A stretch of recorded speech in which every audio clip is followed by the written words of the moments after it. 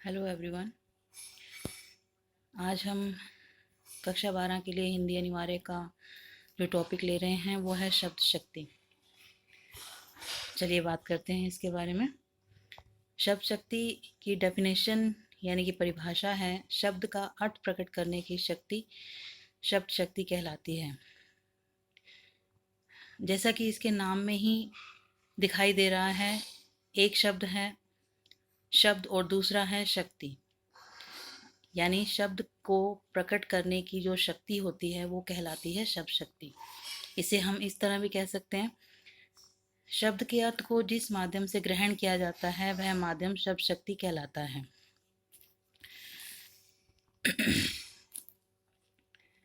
शब्द जिस प्रकार का भी हो, उसके अर्थ को जिस तरह से वक्ता कहता है और जिस तरह से श्रोता उसे सुनता है, उसका अर्थ लेता है, उसे कहते हैं शब्द शक्ति।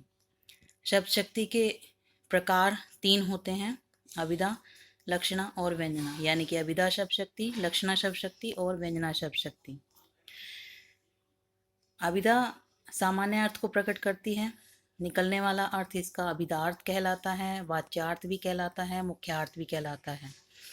जैसा कि नाम है अभिधा, अभिधा से ही बन गया अभिधार्थ, वाच्य से बना है वाच्यार्थ और मुख्य अर्थ से, क्योंकि अभी हम इसकी परिभाषा पढ़ेंगे तो उसमें हमें ये क्लियर हो जाएगा कि मुख्यार्थ क्या है, अभिधार्थ क्या है, वाच्यार्थ क्या है। तो इन शॉर्ट अभिधार्थ जो शब्द शक्ति होती है वो सामान्य अर्थ को प्रकट करती है और इससे निकलने वाला जो अर्थ होता है वो मुख्यार्थ कहलाता है।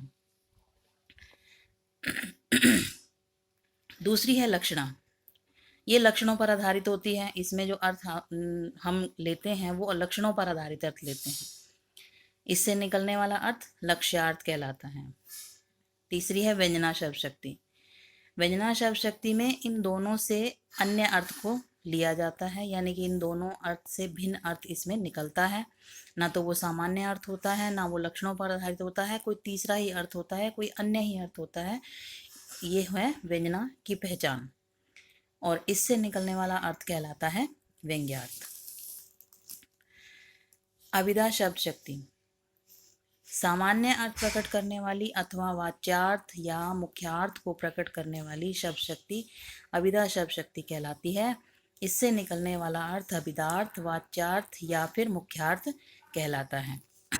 हमने अभी भी पढ़ा कि अभिधा शब्द शक्ति जो होती है वो सामान्य अर्थ प्रकट करती है, यानी कि बात जैसी कही गई है उसका वैसा का वैसा अर्थ लगाया जाता है।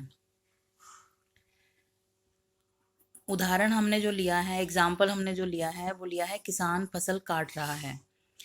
अब इस सेंटेंस में, इस वाक्य में जो शब्द इस्तेमाल किए गए हैं, जैसा कि हम जो टॉपिक ले रहे हैं शब्द शक्ति, यानी कि शब्द को प्रकट करने, शब्द का अर्थ जो प्रकट कर रही है उसे कहते हैं शब्द शक्ति। तो यहाँ जितने भी शब्द प्रयुक्त किए गए हैं उनका अर्थ किस प्रकार का निकल रहा है उस पर हमें गौर करना है। तो किसान फसल काट रहा है, उक्त वाक्य में प्रयुक्त शब्द वाक्य का सामान्य अर्थ प्रकट कर रहे हैं, यानी कि जैसा कहा गया है इसका वैसा का वैसा अर्थ हम निकाल रहे हैं। किसान फसल काट रहा है, इसका हम क्या सामान्य अर्थ निकाल रहे हैं कि फसल किसान द्वारा काटी जा रही है। That's it. इसका कोई और अन्य अर्थ हम नहीं निकाल रहे हैं कि किसान है जो कि फसल काट रहा है, अपना काम कर रहा है। अत्यंत साधारण अर्थ अर्थात जैसा कहा गया वैसा ही समझा गया, तो इसे कहा गया अभिधा। अभिधा यानी कि सामान्य और सीधा अर्थ बिल्कुल। अगर अन्य उदाहरण हम लें तो स्नेहा बहुत अच्छा खाना बनाती है। एक और एग्जाम्पल यहाँ पर आपके लिए लिया है मैंने, जयपुर राजस्थान की राजधानी है। अब इन दोनों को हम अच्छे से समझते हैं, जो कि यहाँ स्पष्टीकरण के रूप में दिया गया है कि पहला जो सेंटेंस है, प्रथम जो वाक्य है, इसका साधारण अर्थ जो कि अभिधा का लक्षण है, जो कि अभिधा की एक क्वालिटी है अभिधा शब्द शक्ति की, कि इसमें साधारण अर्थ ही लिया जाता है, जैसा कहा जाता है वैसा ही अर्थ लिया जाता है, जो कहा गया है उसका सामान्य अर्थ लिया जाता है। तो ये इसका साधारण अर्थ यह है, पहला वाक्य कौन सा, ये वाला, इसका साधारण अर्थ यह लगाया गया है कि स्नेहा नाम की कोई महिला है या लड़की है जो कि स्वादिष्ट या डिलीशियस खाना बना लेती है। और जो दूसरा वाक्य है उसका सामान्य अर्थ यह हुआ, दूसरा सेंटेंस कौन सा, ये वाला, जयपुर राजस्थान की राजधानी है। इसका क्या अर्थ हुआ सामान्य? कि जयपुर नाम का एक शहर है जो राजस्थान राज्य की राजधानी है। जैसा कहा या जैसा लिखा गया वैसा ही हमने उसका अर्थ लगाया, तो इसे कहते हैं सामान्य अर्थ। सामान्य अर्थ प्रकट होने के कारण यहाँ पर अभिधा शब्द शक्ति है। आइए आगे बढ़ते हैं।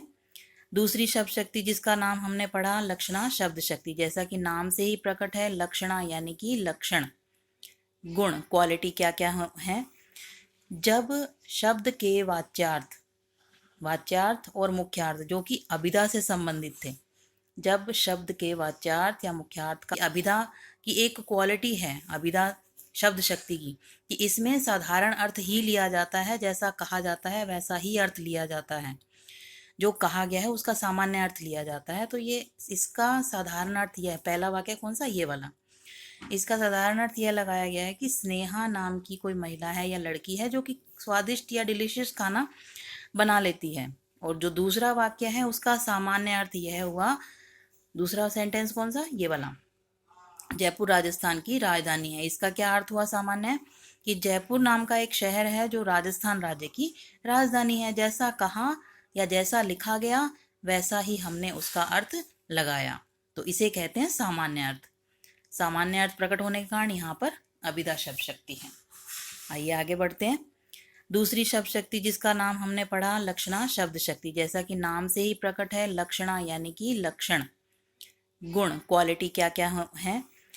जब शब्द के वाच्यार्थ और मुख्यार्थ जो कि अभिधा से संबंधित थे, जब शब्द के वाच्यार्थ या मुख्यार्थ का अतिक्रमण कर किसी दूसरे अर्थ को प्रकट किया जाता है या ग्रहण किया जाता है, तब उसे क्या कहते हैं?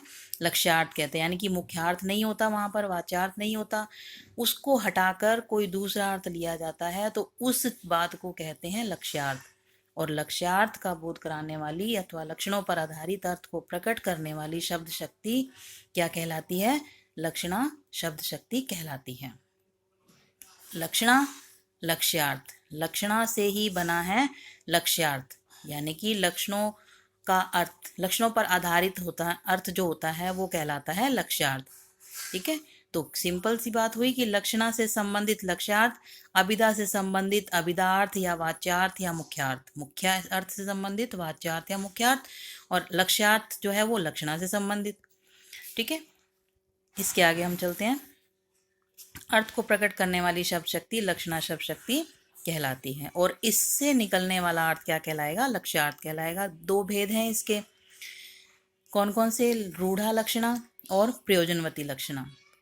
देखिए, जब भी कोई डेफिनेशन या कोई बात, किसी टॉपिक को आप समझने की कोशिश करते हैं, तो उसके नाम में ही उसकी सारी जो डिटेल होती है वो छिपी हुई होती है। तो हम उसके अकॉर्डिंग ही उसको समझने की कोशिश करें तो वो हमें जल्दी से याद हो जाती है। जैसे इसके अंदर हमने समझा लक्षणा, लक्षणों पर आधारित, तो इसी तरह अब इसको आगे हम समझेंगे कि जो लक्षणा के जो भेद हैं दो, कौन कौन से? रूढ़ा लक्षणा और प्रयोजनवती लक्षणा, इन दोनों की क्या खासियत है। तो हम उसके अकॉर्डिंग ही उसको समझने की कोशिश करें तो वो हमें जल्दी से याद हो जाती है। जैसे इसके अंदर हमने समझा लक्षणा, लक्षणों पर आधारित, तो इसी तरह अब इसको आगे हम समझेंगे कि जो लक्षणा के जो भेद हैं दो, कौन कौन से? रूढ़ा लक्षणा और प्रयोजनवती लक्षणा, इन दोनों की क्या खासियत है। तो चलिए बात करते हैं रूढ़ा लक्षणा के बारे में। रूढ़ा लक्षणा क्या कहती है? रूढ़ा यानी कि रूढ़, रूढ़ा लक्षणा यानी कि रूढ़, जो रूढ़ी यानी कि पुरानी परंपराओं रीतियों से जो चली आ रही है। जब किसी काव्य रूढ़ी अथवा परंपरा, रूढ़ी कहते हैं परंपरा को आधार बनाकर लक्षणा शब्द शक्ति का प्रयोग किया जाता है, तो वहां पर रूढ़ा लक्षणा मानी जाती है। अब इसको एक सिंपल से तरीके से समझिए। एक एग्जाम्पल है यहाँ पर, भारत जाग उठा। यहाँ भारत किसी व्यक्ति विशेष का नाम ना होकर भारत देश के नागरिक अथवा भारतवासी हैं, और जागने से अर्थ सामान्य अर्थ नींद से जागना ना होकर सजग होना, जागरूक होना, या फिर आप सचेत होना भी कह सकते हो। अब इसका क्या मतलब हुआ? रूढ़ा लक्षणा जो रूढ़ी है यानी कि जो परंपरा है, कुछ ऐसे सेंटेंस हैं जो कि लगातार कंटिन्यूसली बोले जाते हैं, जो डिसाइडेड हैं ऑलरेडी, जिसको हमने नहीं बनाया है, जिसको जो चले आ रहे हैं और उसको हम यूज़ करते हैं, जैसे भारत जाग उठा, या भारत जीत गया, या भारत बंद है। तो इसका मतलब क्या होता है? इसका मतलब हम लगाते हैं भारत देश से की जनता से, भारत देश के अर्थ जो, जैसे भारत बंद है तो भारत की जो व्यावसायिक और अन्य गतिविधियां हैं उससे। तो आगे हम देखते हैं, इसमें जो एग्जाम्पल आपको लिखा है यहाँ पर, भारत जाग उठा, उसका मतलब क्या है कि यहाँ भारत किसी व्यक्ति विशेष का, किसी व्यक्ति का नाम ना होकर भारत देश के नागरिक अथवा भारतवासी, यानी कि भारतवासी जो हैं वो जाग उठे हैं, यानी कि नींद से नहीं जागे हैं, वो सचेत हो गए हैं, सजग हो गए हैं।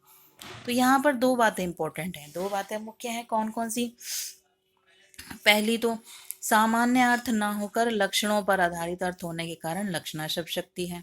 सामान्य अर्थ, जैसे भारत का सिर्फ सिंपल भारत अर्थ नहीं लिया गया, भारत के देशवासी लिया गया है। जाग उठने का अर्थ नींद से जागना ना लेकर सचेत होना लिया गया है।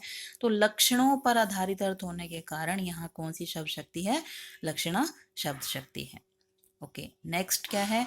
जो दो बातें इंपॉर्टेंट है वो दूसरी क्या है? अब क्योंकि हम बात कर रहे हैं रूढ़ा लक्षणा की, तो यहाँ तो हमने अभी पहले पॉइंट में बात की लक्षणा शब्द शक्ति की। अब ये रूढ़ा कैसे है?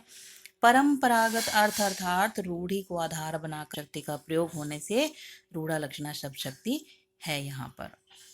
कैसे? कि भारत जाग उठा है, ये जो है ये परंपरागत अर्थ है, रूढ़ियों को आधार बनाकर, और फिर लक्षणा शब्द शक्ति का इसमें प्रयोग हुआ है, जागना यानी कि सचेत होना। और भारत जो है वो भारतवासियों के लिए पुराने समय से ही इस्तेमाल किया जाता रहा है। जब भी भारतवासियों का या भारत के नागरिकों की बात की जाती है तो एक छोटा सा शब्द इस्तेमाल किया जाता है, भारत। कभी भी ये नहीं कहा जाता कि भी भारत जो है, भारत के देशवासी जीत गए हैं, या भारत की जो क्रिकेट टीम है वो जीत गई है। वो यही कहा जाता है कि भारत जीत गया है। समझ रहे हैं आप? इसके बाद हम बात करते हैं अन्य उदाहरण की, यानी कि कुछ और उदाहरण आपके लिए यहाँ पर सुविधा के लिए लिखे हैं मैंने। तो इसमें जो एग्जाम्पल दिया गया है, पहला इंग्लैंड की, एक देखिए ये आ गया एग्जाम्पल कि इंग्लैंड की 4 विकेट से पराजय। अब यहाँ पर इंग्लैंड जो है वो इंग्लैंड किसके लिए कहा गया है? यहाँ इंग्लैंड शब्द इंग्लैंड के क्रिकेट खिलाड़ियों के लिए कहा गया है। ठीक है। दूसरा है वहाँ लाठियाँ चल रही हैं। अब लाठियाँ चल रही हैं मतलब ऐसा नहीं है कि कोई स्टिक है और उसके पैर लग गए हैं और वो चलने लग गई हैं, ऐसा तो पॉसिबल ही नहीं है। तो लाठियाँ चल रही हैं से क्या मतलब है? कि लड़ाई हो रही है, दंगे हो रहे हैं। और लड़ाई दंगे कौन कर रहा है? वहाँ लोग कर रहे हैं, है ना। तो यहाँ जो इंग्लैंड शब्द है वो इंग्लैंड के क्रिकेट खिलाड़ी, और लाठियों से तात्पर्य लाठी चलाते व्यक्ति।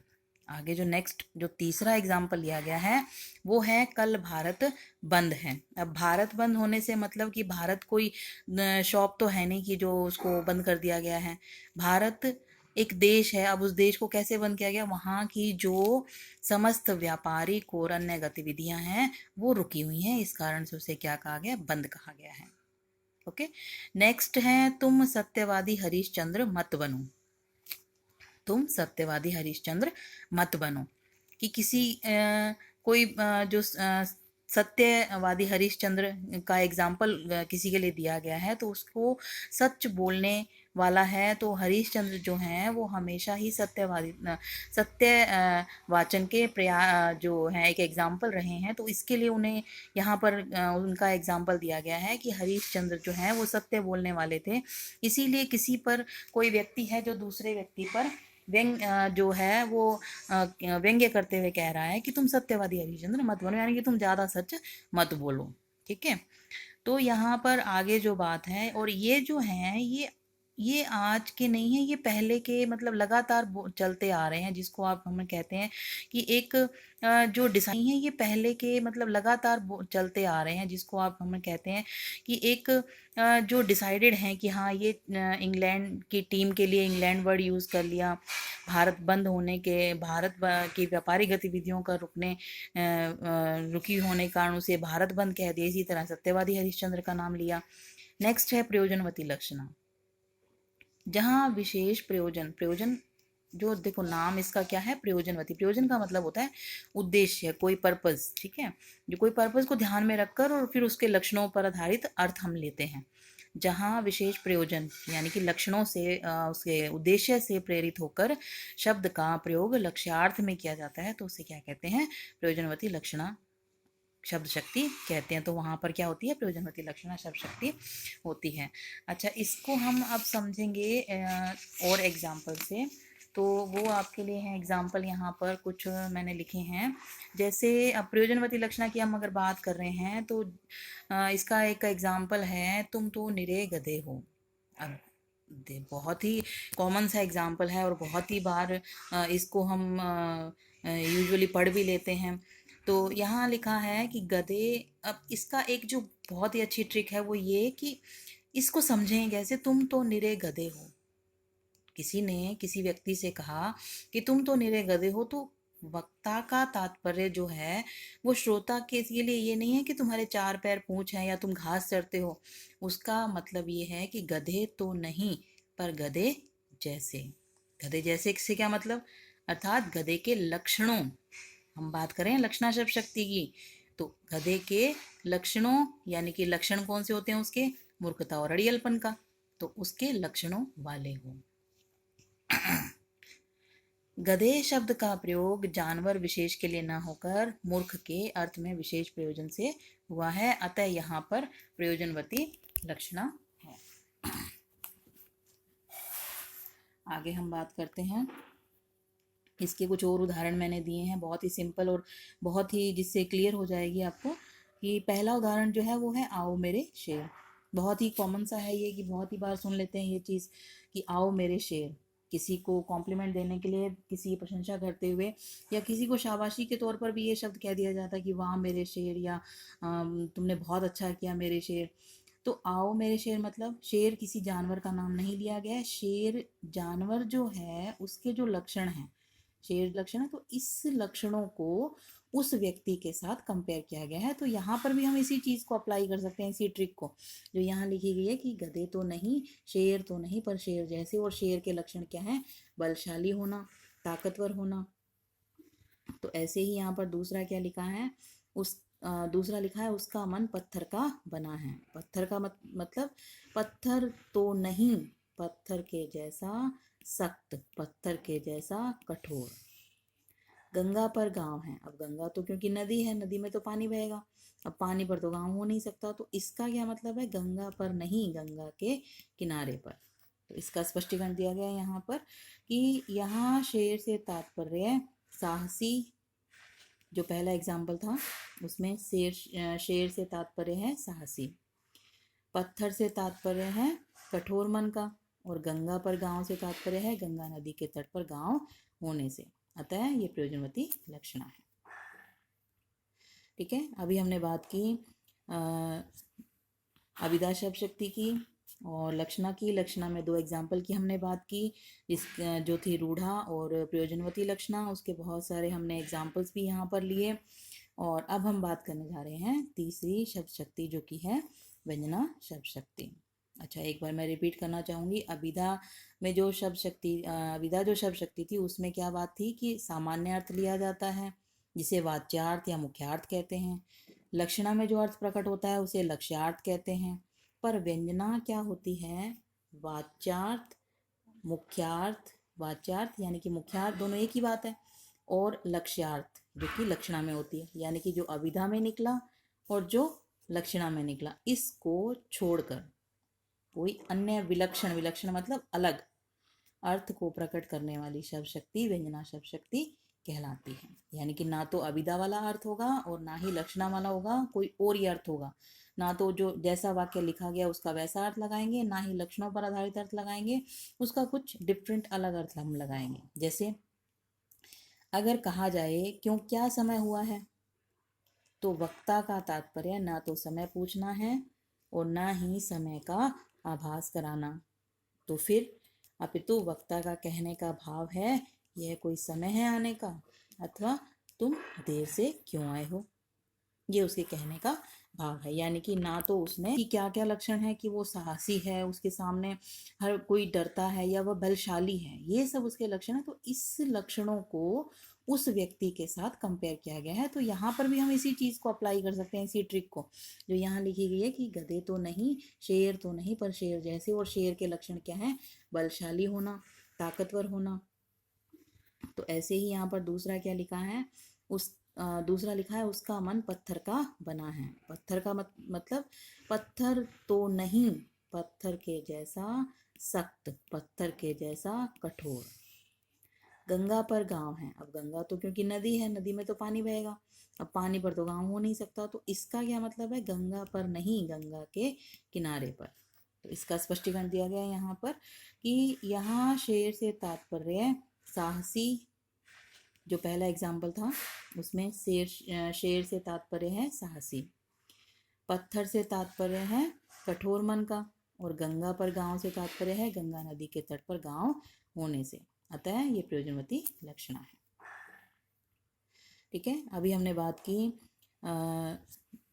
अभिधा शब्द शक्ति की और लक्षणा की। लक्षणा में 2 एग्जाम्पल की हमने बात की, जिस जो थी रूढ़ा और प्रयोजनवती लक्षणा। उसके बहुत सारे हमने एग्जाम्पल्स भी यहाँ पर लिए। और अब हम बात करने जा रहे हैं तीसरी शब्द शक्ति, जो कि है व्यंजना शब्द शक्ति।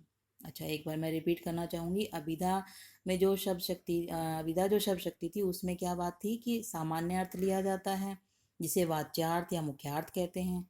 लक्षणा में जो अर्थ प्रकट होता है उसे लक्ष्यार्थ कहते हैं। पर व्यंजना क्या होती है? वाच्यार्थ, मुख्यार्थ, वाच्यार्थ यानी कि मुख्यार्थ दोनों एक ही बात है, और लक्ष्यार्थ जो कि लक्षणा में होती है, यानी कि जो अभिधा में निकला और जो लक्षणा में निकला, इसको छोड़कर कोई अन्य विलक्षण, विलक्षण मतलब अलग अर्थ को प्रकट करने वाली शब्द शक्ति व्यंजना शब्द शक्ति कहलाती है। यानी कि ना तो अभिधा वाला अर्थ होगा और ना ही लक्षणा वाला होगा, कोई और ही अर्थ होगा। ना तो जो जैसा वाक्य लिखा गया उसका वैसा अर्थ लगाएंगे, ना ही लक्षणों पर आधारित अर्थ लगाएंगे, उसका कुछ डिफरेंट अलग अर्थ हम लगाएंगे। जैसे अगर कहा जाए क्यों क्या समय हुआ है, तो वक्ता का तात्पर्य ना तो समय पूछना है और ना ही समय का आभास कराना।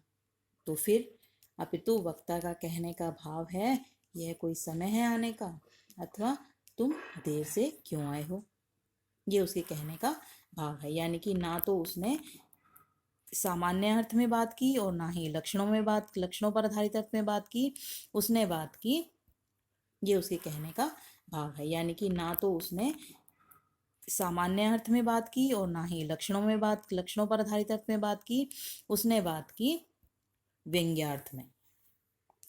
इस प्रकार व्यंजना में अन्य अर्थ प्रधान रहता है, ना तो लक्ष्यार्थ, ना तो वाच्यार्थ और ना लक्ष्यार्थ।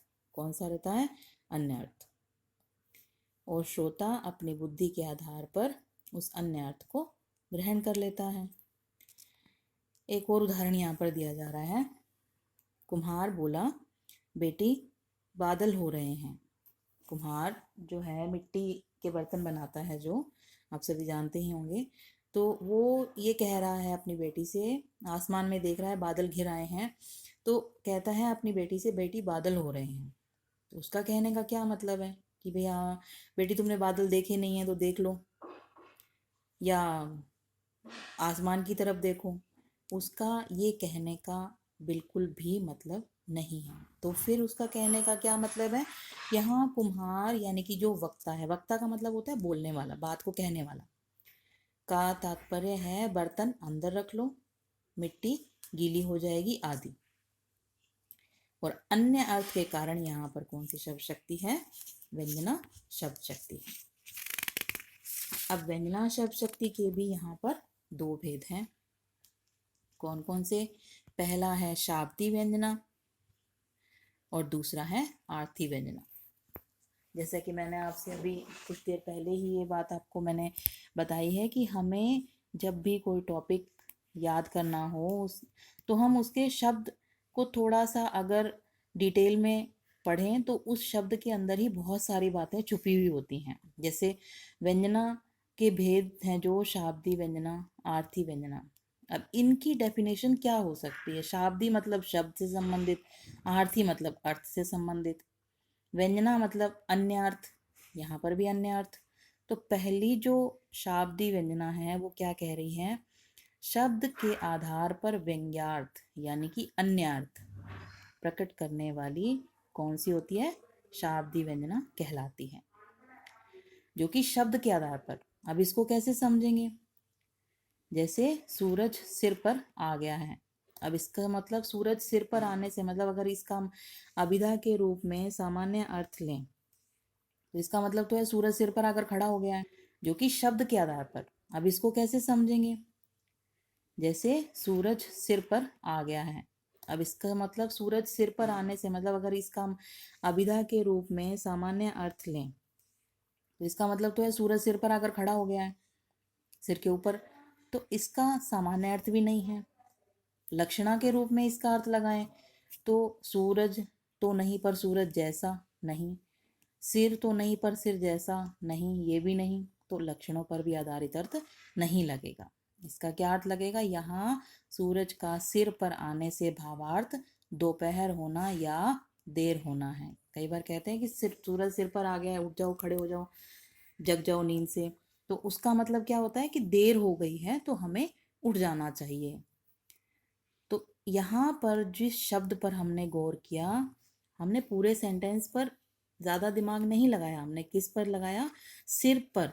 ये सिर पर जो शब्द है इस पर हमने इसका जो ये अर्थ है सामान्य अर्थ या लक्षणों पर आधारित ना लेकर हमने कोई दूसरा अर्थ लगाया। तो यहाँ पर सूरज का सिर पर आने से भावार्थ दोपहर होना और देर होना है।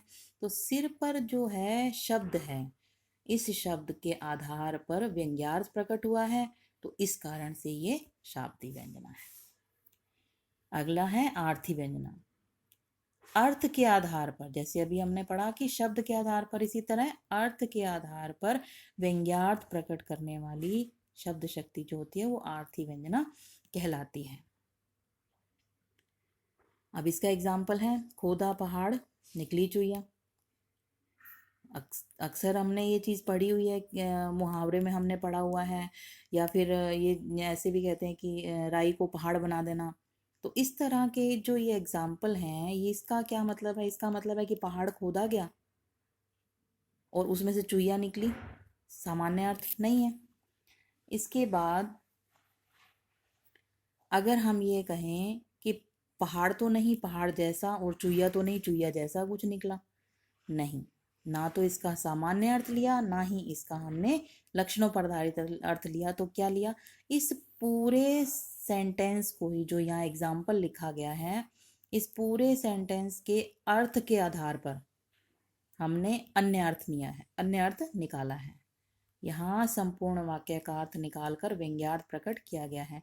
यानी कि खोदा पहाड़ निकली चुईया, यानी कि मेहनत ज़्यादा की गई और उसका कुछ भी अर्थ नहीं निकला। तो व्यर्थ मेहनत करना या मेहनत का बर्बाद हो जाना, मेहनत बेकार हो जाना। तो के आधार पर व्यंग्यार्थ प्रकट करने वाली शब्द शक्ति जो होती है वो आर्थी व्यंजना कहलाती है। अब इसका एग्जाम्पल है खोदा पहाड़ निकली चुईया। अक्सर हमने ये चीज़ पढ़ी हुई है, मुहावरे में हमने पढ़ा हुआ है, या फिर ये ऐसे भी कहते हैं कि राई को पहाड़ बना देना। तो इस तरह के जो ये एग्जाम्पल हैं, ये इसका क्या मतलब है? इसका मतलब है कि पहाड़ खोदा गया और उसमें से चुईया निकली। सामान्य अर्थ नहीं है। इसके बाद अगर हम ये कहें कि पहाड़ तो नहीं पहाड़ जैसा और चुईया तो नहीं चुईया जैसा कुछ निकला, नहीं, ना तो इसका सामान्य अर्थ लिया ना ही इसका हमने लक्षणों पर आधारित अर्थ लिया। तो क्या लिया? इस पूरे सेंटेंस को ही, जो यहाँ एग्जाम्पल लिखा गया है, इस पूरे सेंटेंस के अर्थ के आधार पर हमने अन्य अर्थ लिया है, अन्य अर्थ निकाला है। यहाँ संपूर्ण वाक्य का अर्थ निकालकर व्यंग्यार्थ प्रकट किया गया है। यानी कि खोदा पहाड़ निकली चुईया, यानी कि मेहनत ज़्यादा की गई और उसका कुछ भी अर्थ नहीं निकला। तो व्यर्थ मेहनत करना या मेहनत का बर्बाद हो जाना, मेहनत बेकार हो जाना। तो जिसका अर्थ ये है। अतः यहाँ पर कौन सी है? आर्थी व्यंजना है। अब इस पूरे का कंक्लूजन यानी कि सारांश क्या निकला कि नंबर 1 तो ये कि शब्द का अर्थ प्रकट करने वाली होती है शब्द शक्ति। अभिधा, लक्षणा और व्यंजना, 3 शब्द शक्तियाँ हमने यहाँ पर पढ़ी। जो शब्द शक्ति के 3 प्रकार थे अभिधा जो है, जिसका अभिधा और सीधा, ये एक ट्रिक कई बार आपको इस्तेमाल करने में आसानी रहेगी, आपको याद करने में आसानी रहेगी, तो इसलिए इसको मैंने लिखा है एक सिंपल ट्रिक को, पर इस वर्ड को आप एज ए ट्रिक ही यूज़ करिएगा। अभिधा यानी कि सीधा, सीधा मतलब सामान्य अर्थ लिया जाता है इसमें। लक्षण, लाक्षणिक, लक्षणों पर आधारित अर्थ इसमें लिया जाता है। व्यंजना, व्यंग्य किया जाता है यानी कि कहा कुछ जाता है और उसका अर्थ कुछ और लगाया जाता है, अन्य अर्थ इसका लिया जाता है। तो इस प्रकार जो हमने आज जो टॉपिक पढ़ा शब्द शक्ति का, उसके अंदर क्या था, उसमें शब्दों का अर्थ प्रकट करने वाली शक्ति शब्द शक्ति, 3 प्रकार के भेद उसके हमने पढ़े, अभिधा, लक्षणा और व्यंजना, इसमें लक्षणा के भी 2 भेद पढ़े, रूढ़ा लक्षणा और प्रयोजनवती लक्षणा, और व्यंजना के भी हमने 2 भेद पढ़े, शाब्दी व्यंजना और आर्थी व्यंजना। तो इस प्रकार आज का टॉपिक हमारा पूरा हुआ। धन्यवाद। Thank you.